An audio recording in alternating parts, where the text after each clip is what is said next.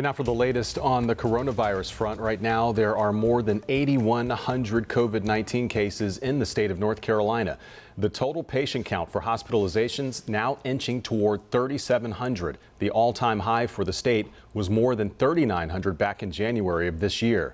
There are 266 staff ICU beds left statewide and 17 left in the 11-county healthcare region, including Mecklenburg.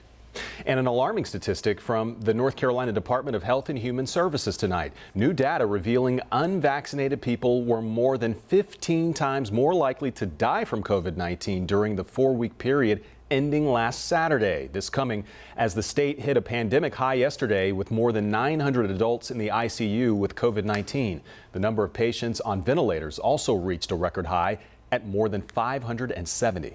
COVID-positive patients at risk of getting severely sick from the virus have treatment options that could help keep them out of the hospital. The FDA approving monoclonal antibody treatment under emergency use authorization months ago, but it's becoming more widely available in our area now. If given in the week that symptoms start, the therapy can neutralize the virus and keep the patient from getting sicker. Novant Health, Atrium Health, and StarMed are all offering it locally. And WCNC Charlotte's Chloe Leschner explains how to know if you qualify.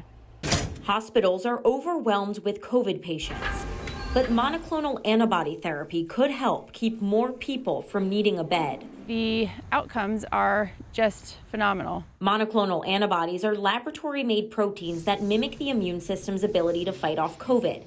It's given through an IV or injection, and anyone with COVID who's 12 or older at risk of severe outcomes can get it. They prevent the COVID virus from replicating and scientists think from moving down into your lungs, which is when people get really sick with COVID-19. Novant Health has given 1,500 doses since December, and on Monday will have it available to kids at Presbyterian Medical Center.